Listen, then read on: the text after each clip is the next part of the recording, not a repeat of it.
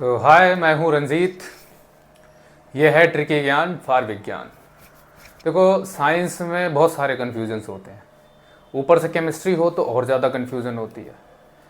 तो आज मैं उसके इंडक्टिव इफेक्ट से रिलेटेड एक ट्रिक सिखाऊंगा, जो कि ऑर्डर होता है। तो बड़े सारे acidic, basic, stability, electrophile, nucleophile वाले क्वेश्चन सॉल्व होते हैं।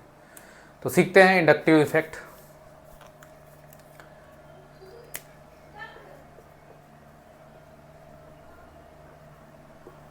तो इंडक्टिव इफेक्ट क्या होता है? जब ऑर्गेनिक कंपाउंड के साथ कोई ग्रुप जुड़ जाता है तो वो इलेक्ट्रॉन या तो खींचता है और या फिर इलेक्ट्रॉन डोनेट करता है।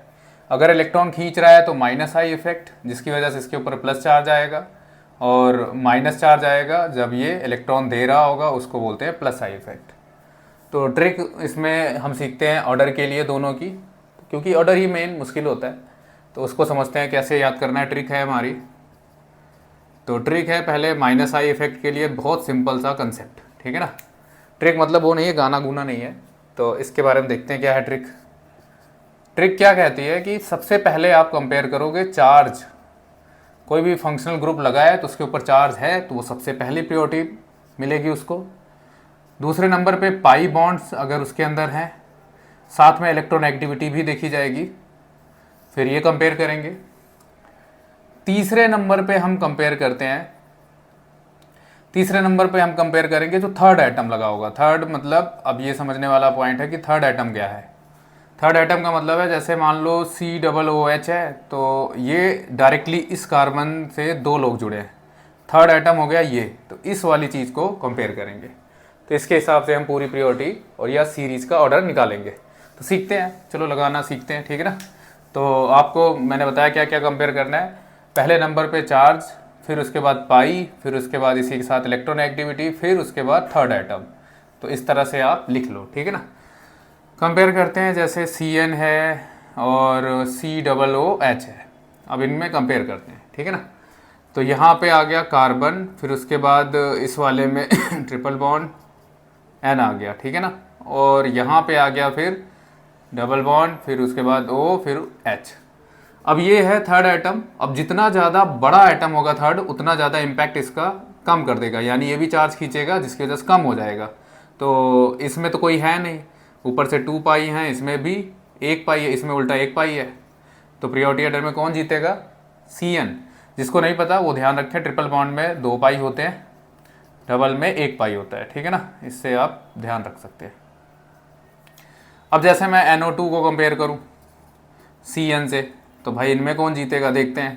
तो इलेक्ट्रॉन एक्टिविटी वाला एटम जीत गया यहाँ पे, इलेक्ट्रॉन एक्टिविटी इसकी हाई है। मैंने कहा इन दोनों को कंपेयर करते टाइम दोनों चीज़ें देखते हैं। इलेक्ट्रॉन एक्टिविटी भी डोमिनेट कर रही है और 1 पाई है, कोई 1 पाई भी वो चलेगा, भले ही इसमें 2 पाई हैं, लेकिन ये हार जाएगा क्योंकि इलेक्ट्रॉन एक्टिविटी इसकी कम है। तो प्रायोरिटी ऑर्डर में NO2। इसको रब कर देता हूँ मैं। अब आता है चार्ज वाला कंपैरिजन। जैसे मैंने लिख दिया NF3 पॉजिटिव, फिर NO2, तो इनमें ये जीत जाएगा क्योंकि इसके ऊपर चार्ज है। तो इस तरह से हम इसको लगा पा रहे हैं। अब जैसे मैं मिक्स करके सारे कंपाउंड दे देता हूँ, फिर इसको देखते हैं लगा पाते हैं कि नहीं इसमें, ठीक है ना। NF3, मान लो मैंने एक और चार्ज वाला दे दिया, ठीक है ना, COOH, COOR, OH, फिर उसके बाद OR, ये सारी चीज़ें लिख दी। अब कंपेयर करके देखते हैं। तो पहले चार्ज वाले 2 हैं।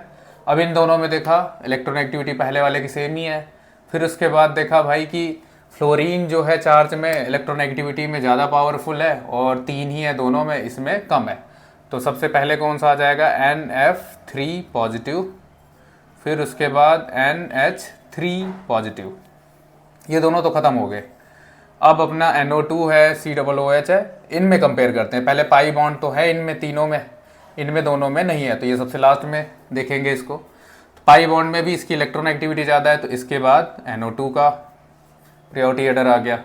फिर उसके बाद देखते हैं COOH और COOR में C डबल बॉन्ड, अगर कहीं COOH ऐसा इकट्ठे लिखा है तो आप समझ जाना कि CO डबल बॉन्ड आएगा और एक OH सेपरेट कर देना, ऐसे लिखना है। फिर उसके बाद डबल बॉन्ड OR ऐसे लिख दिया। अब थर्ड एटम का इम्पैक्ट उल्टा है, ज़्यादा ईएन का होगा तो ज़्यादा इलेक्ट्रॉन खींचेगा, तो इस वाले कार्बन को कम मिलेगा, जिसकी वजह से इस वाले में देखा जाए तो OH छोटा है और कार्बन, R का मतलब कार्बन होता है, वो बड़ा है, तो प्रियोरिटी ऑर्डर COOH की ज़्यादा हो जाएगी। तो इसके बाद आ जाएगा यहाँ COOH, फिर अगला कौन आएगा यहाँ पे COOR। अब नेक्स्ट कंपैरिजन आता है अपना यहाँ पे इनमें OH और OR में। तो OH देखो डायरेक्टली ये वाला जुड़ा है, लेकिन इसके इम्पैक्ट में ये है। फिर उसके बाद है O और R। अब देखा जाए तो ये वाला फिर से थर्ड एटम की कैटेगरी, क्योंकि ग्रुप का कार्बन तो है नहीं, तो कार्बन की चेन को हम फिर मानेंगे पहला एटम, दूसरा, फिर तीसरा, ये थर्ड वाला कंपेयर करेंगे फिर से। H जो है कम खींच पा रहा है इलेक्ट्रॉन, ये ज़्यादा खींच रहा है, तो इसकी वजह से ये पीछे चला जाएगा, तो OH, फिर उसके बाद OR। तो इस तरह से आप कोई भी -I वाली सीरीज कर सकते हैं, ठीक है ना। तो -I वाली सीरीज का ये एक फंडा है। अब आता है प्लस वाले में। तो प्लस वाले में बहुत सिंपल सी बात है।